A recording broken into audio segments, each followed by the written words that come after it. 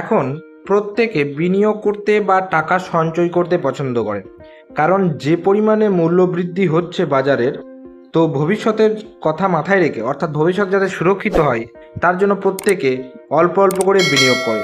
কেউ মোটা টাকা এফডি অর্থাৎ ফিক্সড ডিপোজিট করে, কেউ এমআইএস করে, কেউ আবার অল্প অল্প টাকা মাসে মাসে জমিয়ে অর্থাৎ মোটা টাকায় কনভার্ট করে আরডি বা রেকারিং ডিপোজিটে ইনভেস্টমেন্ট করে। আজকে আমরা এই ভিডিওতে আলোচনা করব পোস্ট অফিসে আরডি বা রেকারিং ডিপোজিট স্কিম সম্পর্কে, যেখানে আপনারা ভালো পরিমাণে সুদ পাচ্ছেন, সাথে কি কি সুবিধা পাচ্ছেন না পাচ্ছেন সে সব কিছু আলোচনা করছি আজকের এই ভিডিওতে। এবং শেষে আপনাদেরকে দেখাবো আপনারা যদি এই স্কিমে মাসে মাসে 2000 টাকা, 3000 টাকা বা 5000 টাকা জমান, তাহলে আপনি সময়ের শেষে অর্থাৎ ম্যাচুরিটির পরে সুদসহ কত টাকা রিটার্ন পাবেন সেটা আমরা আজকের এই ভিডিওতে আলোচনা করব। তবে পোস্ট অফিসের এই যে আরডি স্কিমটা রয়েছে, আপনারা হয়তো জানেন যে এখানে প্রত্যেক 3 মাস পর অন্তর কিন্তু সুদের পরিবর্তন হয়।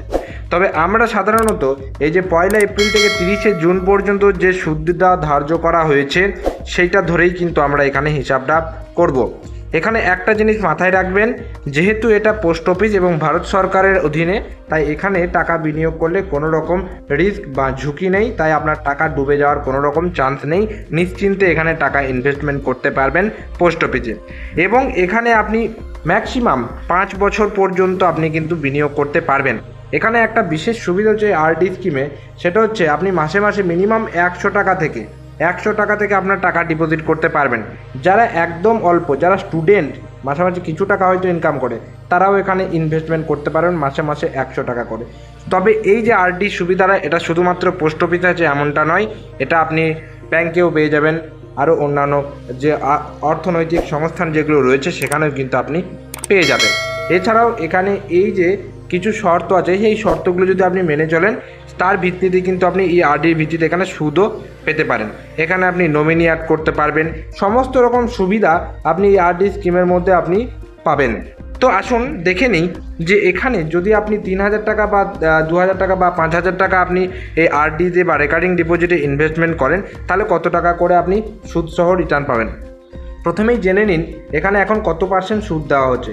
এখানে এখন 6.70% সুদ দেওয়া হচ্ছে পার অ্যানাম, অর্থাৎ বছরে কিন্তু এই সুদটা আপনি পাবেন।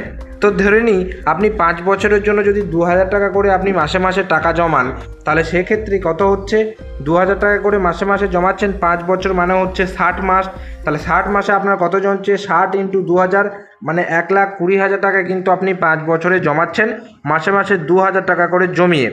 এবং এখানে আপনি সুদ কত পাচ্ছেন, 6.70%-এ সেই অনুপাতে যদি ক্যালকুলেট করেন সুদ হচ্ছে 21,983 টাকা।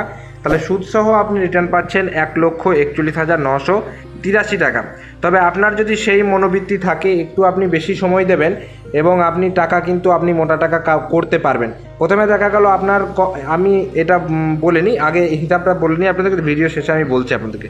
এবার দেখা গেল আপনি 3000 টাকা করে মাসে মাসে জমাচ্ছেন, সেক্ষেত্রে আপনার জমছে 1,80,000 টাকা, 5 বছরে সুদ পাচ্ছেন 32,975 টাকা। সুদসহ রিটার্ন পাচ্ছেন 2,12,975 টাকা। এবার যদি 5,000 টাকা করে ইনভেস্টমেন্ট করেন মাসে মাসে, তাহলে সেক্ষেত্রে আপনার জমছে 3 লক্ষ টাকা, 54,958 টাকা আপনি সুদ পাচ্ছেন এবং সুদসহ রিটার্ন পাচ্ছেন 3,54,958 টাকা। ঠিক আছে, অর্থাৎ ভালো পরিমাণের টাকা আপনি রিটার্ন পাবেন যদি আপনি বেশি করে টাকা জমানোর চেষ্টা করেন। এবার যেটা আমি বলছিলাম যে আপনি চাইলে মোটা টাকা করতে পারবেন, একটু বুদ্ধি খাটাতে হবে। আপনি যাই টাকা ইনকাম করুন না কেন, আপনি যদি মাসে মাসে ইজিলি 3,000 টাকা করে জমা করতে পারেন, বা আপনি আপনার ইচ্ছা মতো যদি জমা করতে পারেন, দেখা গেল মিনিমাম 2000 টাকা করলে 5 বছরে সেটা 1 লক্ষ টাকা হচ্ছে, 1.5 লক্ষ টাকার কাছাকাছি সুদসহ মিলে হচ্ছে। এবার দেখা গেল আপনি 5,000 টাকা করে মাসে মাসে যদি জমাতে পারেন, সেক্ষেত্রে 3,00,000 3.5 লাখ টাকা আপনার কিন্তু 5 বছর পরে জমছে।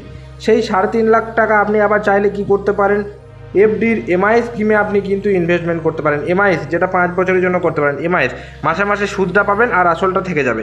সেই এমআইএসে যে টাকাটা পাবেন, সেই এমআইএসের টাকা থেকে আপনি আবার আরডি করতে পারেন।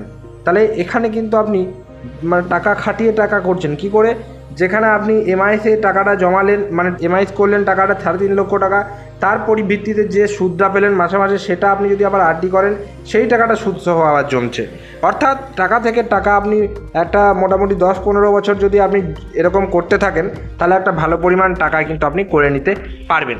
এগুলো কিন্তু আপনাকে বুদ্ধি খাটিয়ে করতে হবে, এবং যেহেতু আপনার টাকা ভবিষ্যৎকে সুরক্ষিত রাখার জন্য মোটামুটি যতদিন পর্যন্ত আপনি কাজ করতে পারছেন, যতদিন পর্যন্ত আপনার শরীরে বল রয়েছে, ক্ষমতা রয়েছে, ততদিন পর্যন্ত আপনি ইনভেস্ট করুন, এবং এভাবে বুদ্ধি খাটিয়ে এমনভাবে ইনভেস্ট করুন যাতে সুদে হলেও টাকাটা কিছুটা হলেও বাড়ে। তো এটাই ছিল ছোট্ট একটা ইনফরমেটিভ ভিডিও। কেমন লাগলো অবশ্যই কমেন্ট করে জানাবেন। যদি ভিডিওটি ভালো লেগে থাকে একটা লাইক করবেন, চ্যানেলে যদি নতুন থাকেন চ্যানেলটিকে সাবস্ক্রাইব করে পাশের যে বেল নোটিফিকেশন সেটা অলে সেট করে রাখবেন, কারণ আমরা এই চ্যানেলে বিভিন্ন রকম আপডেট সংক্রান্ত ভিডিও সবসময় আপলোড করার চেষ্টা করে থাকি। তো দেখা হচ্ছে পরের কোনো ভিডিওতে, ততক্ষণ পর্যন্ত প্রত্যেকে সুস্থ থাকুন, ভালো থাকুন, টাটা এবং ধন্যবাদ সকলকে।